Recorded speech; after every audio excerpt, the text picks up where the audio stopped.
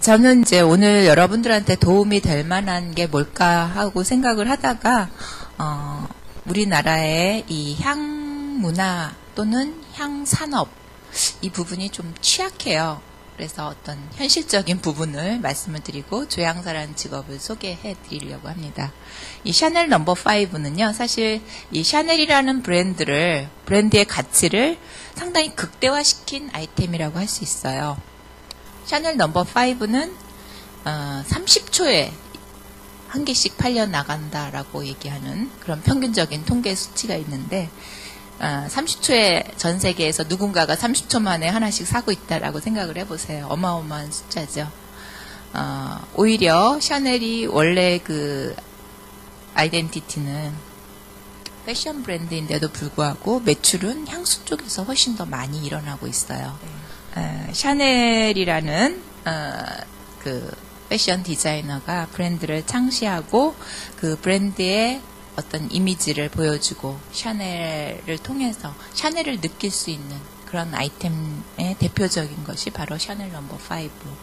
마릴린 몰로가 이 샤넬 넘버 5를 입고 잔다라고 해서 유명해졌죠. 향수에서는 이 보이지 않는 향기를 입는다라는 표현을 써요. 참 멋진 표현이라고 생각이 드는데, 눈에 보이지 않는데 마치 그 옷을 입듯이 입는다. 예전에 무슨 그 동화 있죠. 벌거벗은 임금님 뭐 이런 것처럼 아무것도 안 입고 있는 상태에서 향기만 입는다라고 생각을 하니까 좀 어떻게 보면은 에로틱하기도 하고, 사실 이 넘버 5가 그런 에로틱한 페로몬 향수이기도 해요. 그래서 아마 1921년에 태어났는데 거의 줄 잡아서 지금 계산 빨리 해보세요. 90년 됐죠? 그 정도의 그 시간 동안 전 세계 사람들로부터 그렇게 꾸준히 사랑을 받고 있는 향수는 흔치 않아요. 거의 뭐 독보적인 향수라고 할 수 있는데 바로 그 사람의 마음을 흔들어 놓는 페로몬 향수이기 때문이죠. 저는 그 화학을 전공했고요. 조향사가 화학을 꼭 전공하라는 법은 없어요. 앞서 얘기했던 그 샤넬 넘버 5의 브랜드인 그 샤넬의 지금 수석 조향사인 자크 폴주 씨는 문학을 전공하고 따로 향 공부를 해서 조향사가 되신 분이죠. 조향사 그러면 향을 다루는 직업인데요. 후각의 예술가라는 표현을 써요. 그리고 혹은 과학자, 기술자, 두 가지의 부분을 다 필요로 하기 때문에 얘기를 하는 것 같아요. 지금 오른쪽에 보이는 이 그림은 최초의 조향사의 모습이 이랬어요. 뭐 마치 박물장사처럼 옛날 아주 고전시대 조향사의 모습입니다. 이 컷 기억나세요? 네. 어디서 나오죠? 영화 향수라는 영화에서 주인공이 지금 향을 만들고 있는, 향수를 만들고 있는 장면인데요. 이 그루누이라는 이 사람이 향을 만드는 조향사로 나오죠. 천재적인 조향사인데 이 사람은 한 번 향을 맡으면 다 기억할 수 있는 그런 아주 뛰어난 후각을 갖고 있는 사람이에요. 조향사는 후각으로 일을 하는 사람이죠. 그래서 이런 그루누이가 향수를 만들어서 그 향수로 어떻게 했죠? 사람들의 마음을 다 이렇게 잡을 수 있는 어떤 모든 사람들이 그 향에 취해서 마음을 뺏기는 그런 향수를 만들어냈어요. 그래서 이 영화가 나오고 나서 제가 제일 많이 받았던 질문 중에 하나가 정말 가능한가요? 라고 많이 물어보셨어요. 그래서 아마 여러분들도 궁금하실 것 같아서 저의 개인적인 견해로는 가능할 것 같아요. 사람들의 마음을, 사람들을 홀릴 수 있는 그런 향수, 그루누이의 향수. 근데 저는 못 만들어요. 저는 못 만들고 누군가 만들 수 있다면 세상을 지배할 수 있겠죠.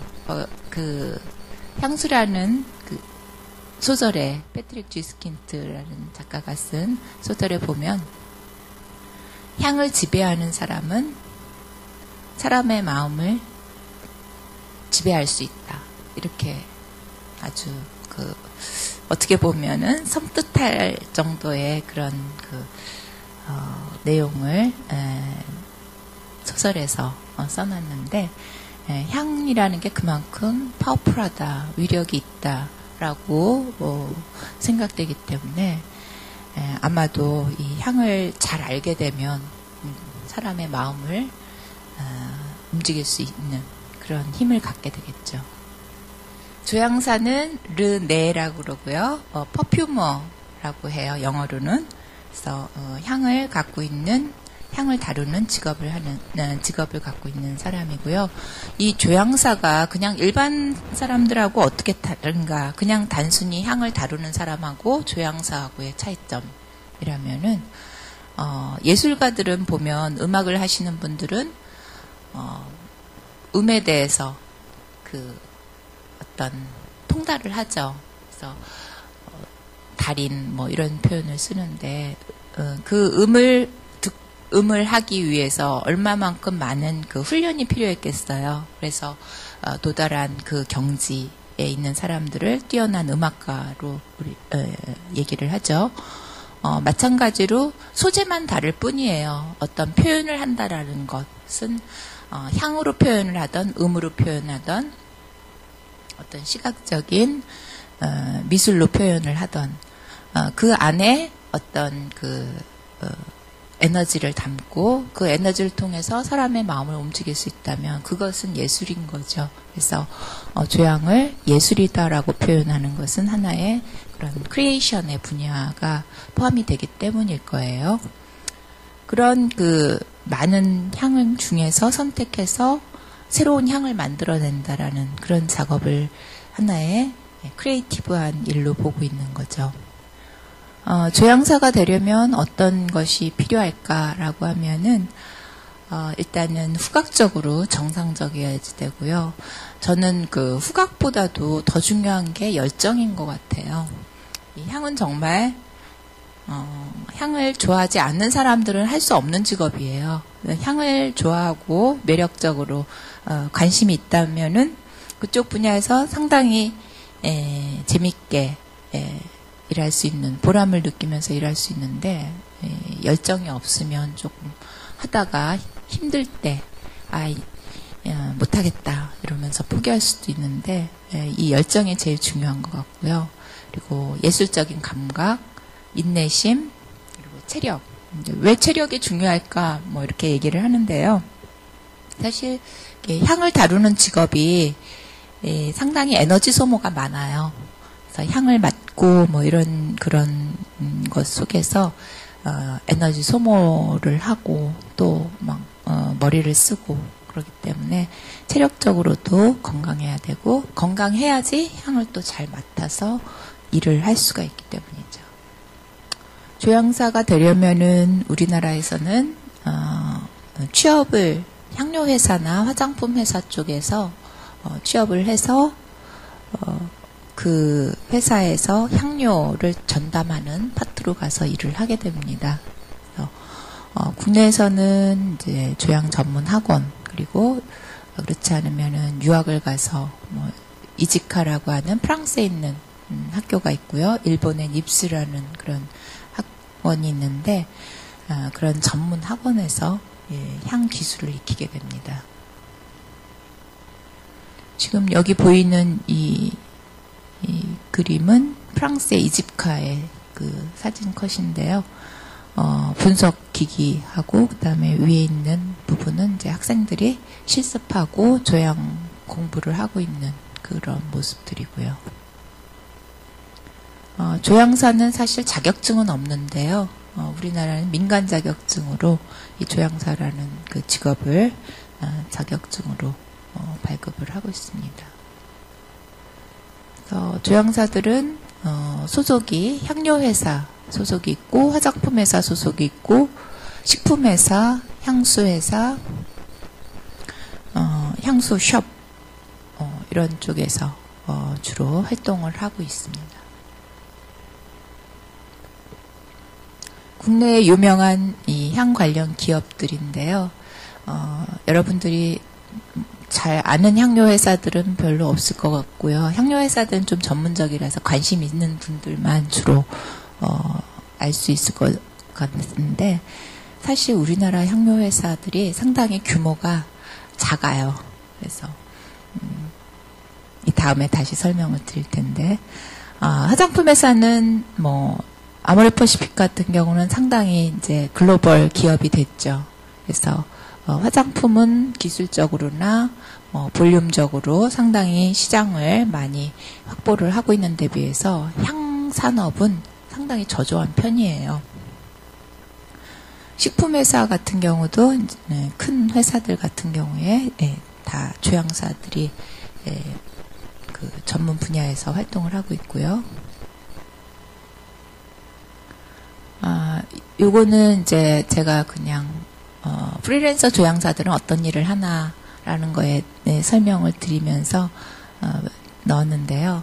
이 향수를 만드는 게 사실은 우리나라가 글로벌 마켓에 이름을 올린 향수가 하나도 거의 없어요. 우리나라 조향사가 만든 작품은.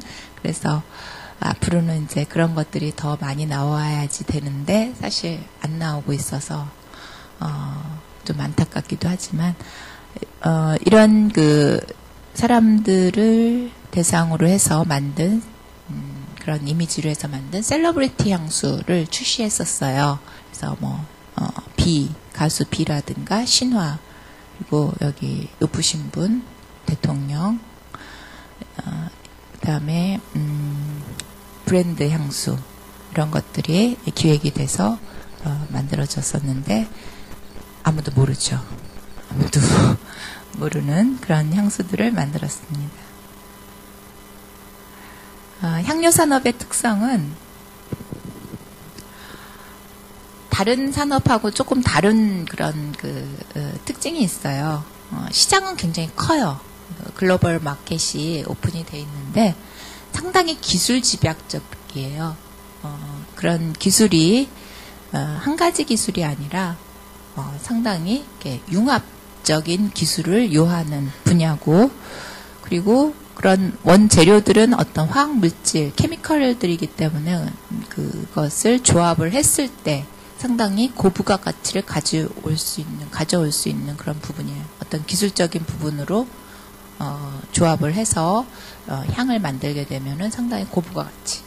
그러니까 향수 비싸잖아요. 향수 고가의 향수들로 상품화 시켰을 때 사실 거기에 들어가는 케미컬 원료들을 보면은 그렇게 가격이 원가가 크지 않은데, 그러면 도대체 향수가 왜 이렇게 비싸야 되는지 잘 이해할 수가 없죠. 근데 거기에 들어가는 것들이 전부 다 노하우, 피가 그만큼 이제 비중이 크다라고 보면 될 것 같아요. 세계 향수 시장은 약 200억 달러 정도 돼요. 그래서 이 시장에, 향료 시장에 들어가 있는 빅 5, 5개의 큰 메이저라 그러죠. 메이저 회사의 다섯 그 회사들이 세계 시장을 꽉 잡고 있는데, 이 중에 우리나라 브랜드는 없어요. 우리나라는 50위에도 한 회사도 없어요. 아마 어떻게 보면은 100위에도 못 들어갈 정도로 이 향료 산업은 정말 취약한 그런 분야예요.